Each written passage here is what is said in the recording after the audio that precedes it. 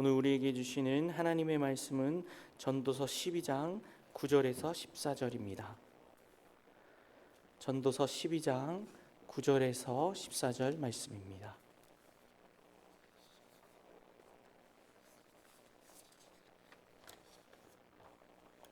우리 한 목소리로 봉독하여 읽겠습니다. 전도서 12장 9절에서 14절입니다. 전도자는 지혜자이어서 여전히 백성에게 지식을 가르쳤고 또 깊이 생각하고 연구하여 잠언을 많이 지었으며 전도자는 힘써 아름다운 말들을 구하였다니 진리의 말씀들을 정직하게 기록하였느니라. 지혜자들의 말씀들은 찌르는 채찍 같고 회중의 스승의 말씀들은 잘 박힌 못 같으니 다 한 목자가 주신 바이니라.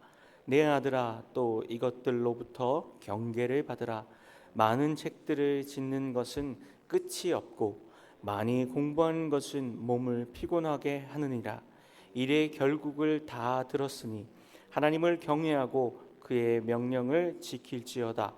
이것이 모든 사람의 본분이니라. 하나님은 모든 행위와 모든 은밀한 일을 선악간에 심판하시리라. 아멘. 오늘 말씀의 제목은 사람은 무엇으로 사는가입니다. 오늘 말씀은 앞에서 전도자가 해 아래에 이 세상의 허물을 탄식한 바 있습니다. 8절 말씀에서죠.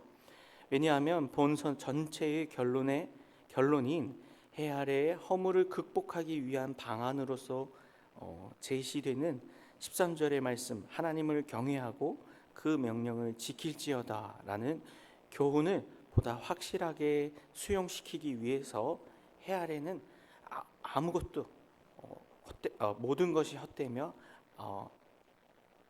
허무에 대해서 정확하게 파악해야만 되었기 때문입니다. 최종적 결론을 거부감 없이 수용하게 하기 위해서 또 다른 방편으로 지적 교훈을 주고 있는 전도자 자신의 권위와 그가 설파하는 교훈의 권위를 강조하기 위해서 이제 9절부터 자신이 말하는 바에 대해서 증언하고 있습니다. 내용 관찰 문제 1번입니다. 전도자는 어떤 사람이며 어떤 일을 했습니까? 먼저 9절 말씀을 함께 읽겠습니다. 전도자는 지혜자이어서 여전히 백성에게 지식을 가르쳤고 또 깊이 생각하고 연구하여 잠언을 많이 지었으며 라고 이야기합니다.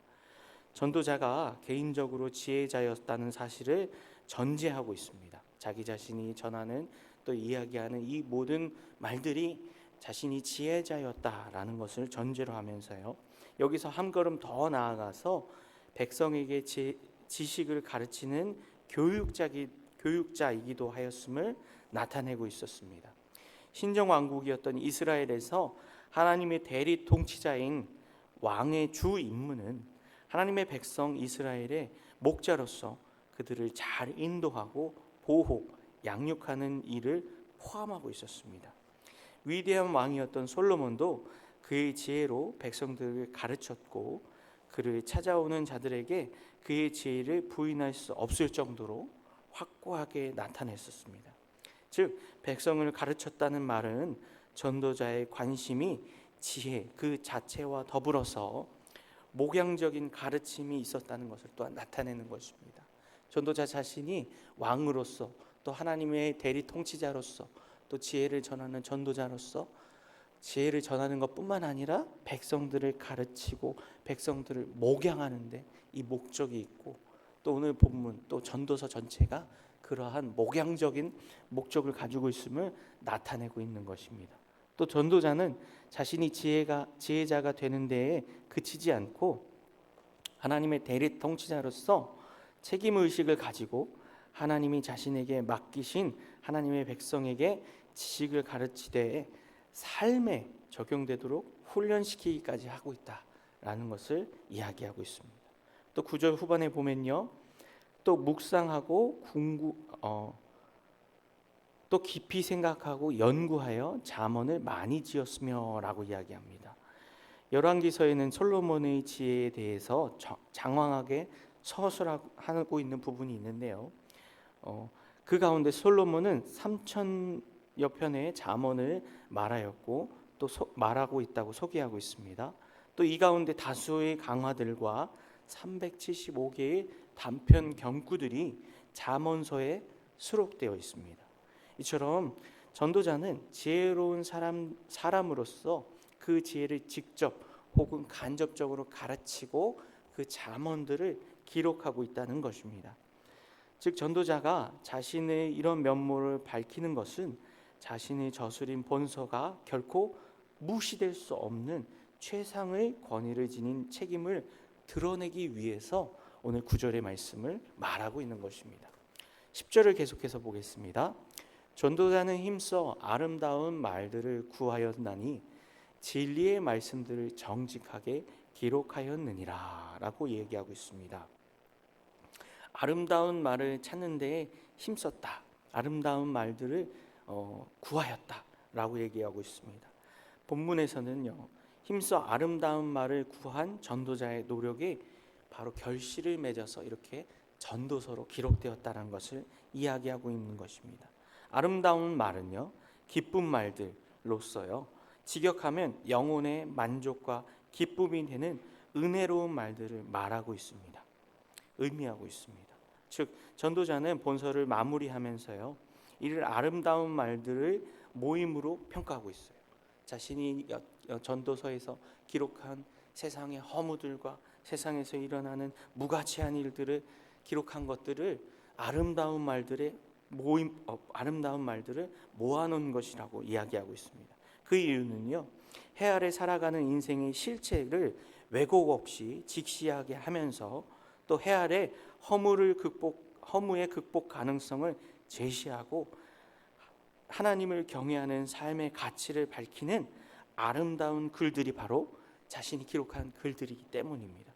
전도자는 바로 이러한 사실을 지적함으로써 본 전도서에 대한 오해, 그릇된 평가를 일거에 불식시키려고 하는 것입니다. 전도서에 많은 이 세상의 허무들, 또 인간의 나약함, 인간의 쇠퇴함들을 기록해 놓기 때문에 많은 이들이 이것을 허무주의 책이다, 전도서는 인생의 허무함을 기록하고 인생의 그런 단면들을, 또 단점들을 기록한 책이다라고 생각할 수 있는데, 그것이 본래 의도가 아니고 그것이 전도서의 중심 내용이 아니라는 것을 이야기하는 것입니다. 아름다운 말들이란 것은요, 바로 이 세상의 것들은 허무하지만 그 허무를 극복하기 위해서 하나님을 올바르게 경외하고 하나님과의 올바른 관계를 맺는 것이 인생의 허무를 극복하고 참다운 인생을 살아내는 방법임을 제시하고 있기 때문에 그것이 아름다운 말들이다라는 것입니다. 또한 정직한 내용이며 진실한 말임을 천명하고 있습니다. 자신의 글이요, 정직하다는 표현은요, 영혼의 기쁨과 만족을 주는 동시에 불이나 악에 대해서 단호하게 또 용납하지 않는 고든 말씀이기 때문에 정직하다, 자신이 전하는 이 전도서의 말씀이 정직하다라고 말하고 있습니다.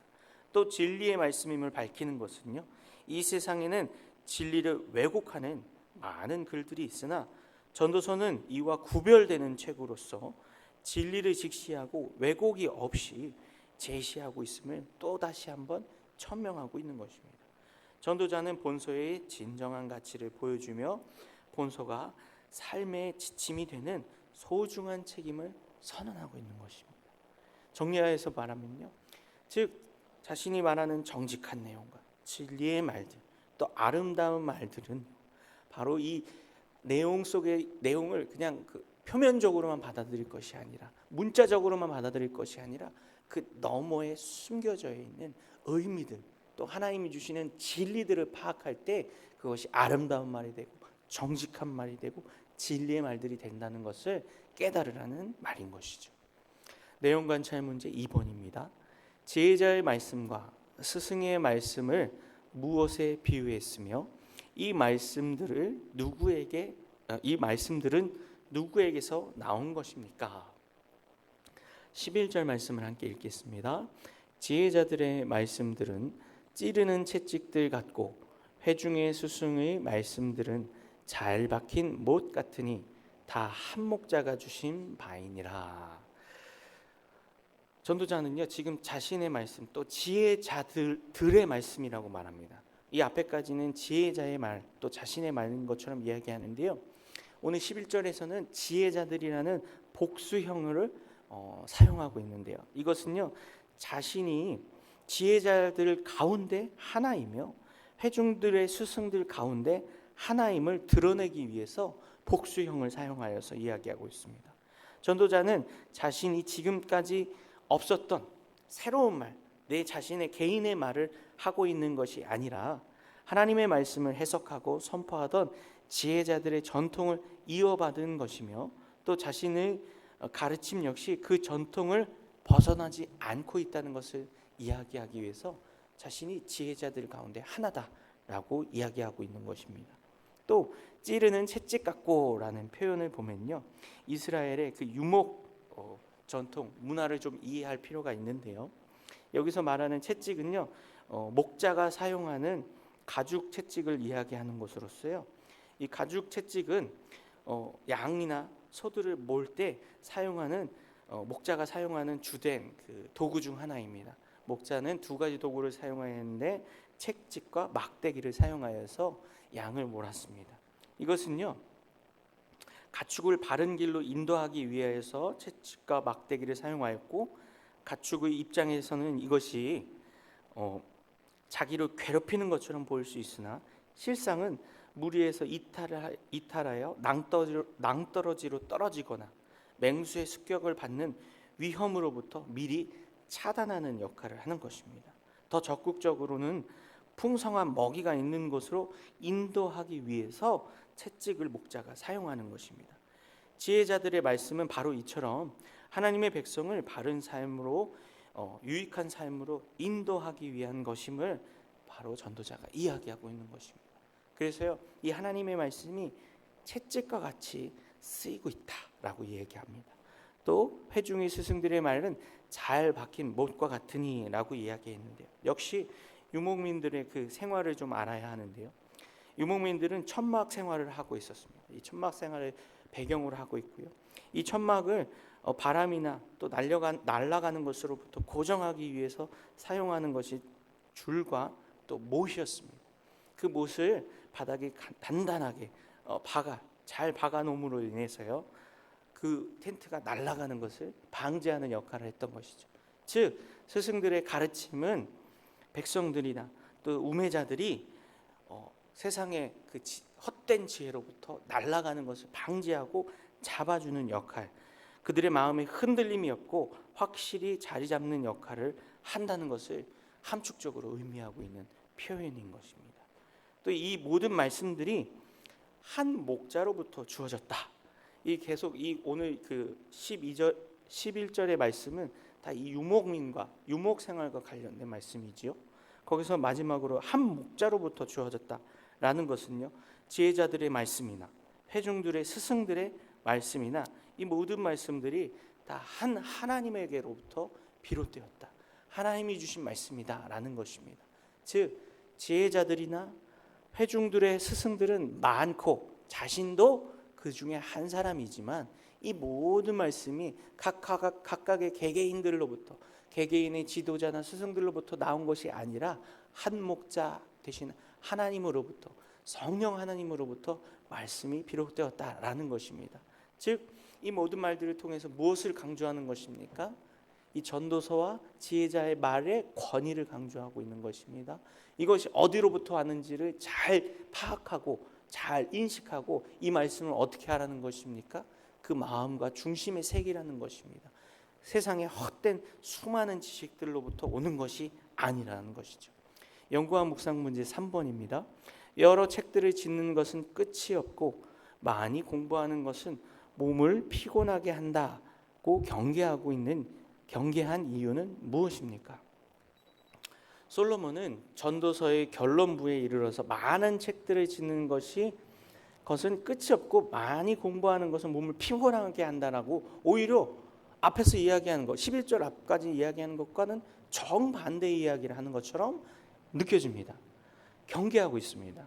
이것은요 자신이 말한 여태까지 말한 지혜와 많은 책들이 너희를 피곤하게 한다는 것이 아니라요, 세상의 헛된 지혜들, 하나님의 진리와 자신이 지금까지 이야기한 지혜를 흐트러뜨리고 혼탁하게 만드는 세상의 헛된 지혜들, 세상의 잘못된 책들을 이야기하고 있는 것입니다. 그리고 오히려 반대로요, 이것은 하나님을 경외하는 지혜와는 상관없이 단순히 인간적인 지식을 축적하고자 하는 인간의 헛된 추구를 말하고 있는 것입니다. 솔로몬은 하나님을 경외하는 것이 사람의 본분임을 강조하면서요, 전도서를 끝맺고 있습니다.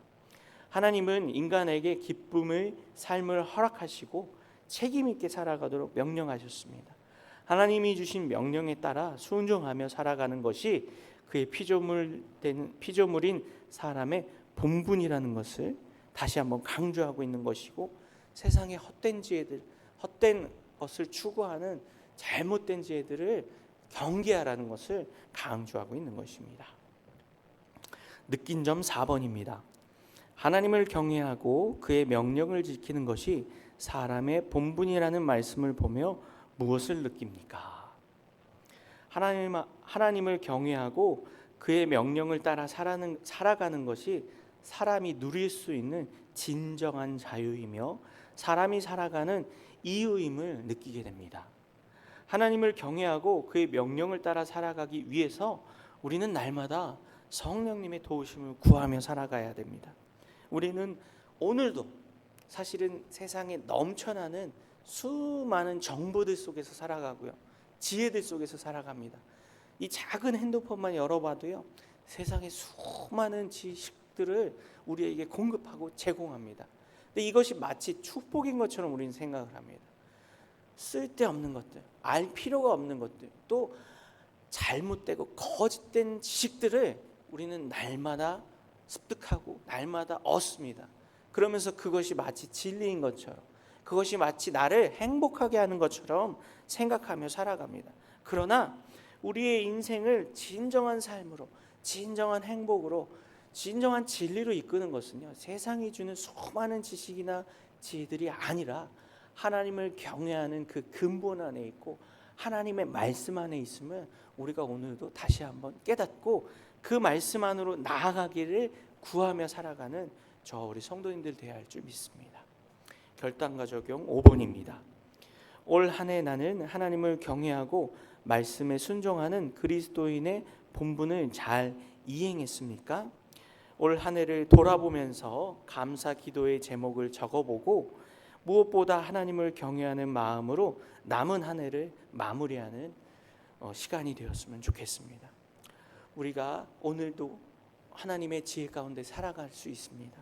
오늘도 하나님을 경외하고 그 말씀 가운데 순종하는 삶을 살아내기 위해서 세상이 무분별하게 주는 세상의 말들이나 지혜들이 아니라 하나님의 말씀 안에서 하나님이 내게 주신 것이 무엇인지를 잘 분별하면서, 때로는 그것이 찌르는 채찍 같기도 하고 내 안에 박혀있는 모처럼 나를 옴짝달싹 못하게 하는 것처럼 느껴진다 할지라도 그 하나님의 진리가 결국에 나를 생명으로 인도하고 구원으로 인도하고 기쁨과 진리로 인도함을 알고 나아가길 소망합니다.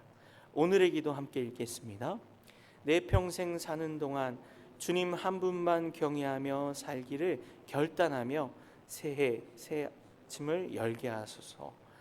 오늘 하루도 주님 안에서 주님이 주신 그 말씀을 경외하며 살아가는 오늘 하루를 새롭게 여는 우리 모두가 되길 소망합니다. 우리 함께 그 마음을 가지고 하나님 앞에 기도하며 나아가기 원합니다. 우리 주여 한번 부르며 기도하며 나아갑니다.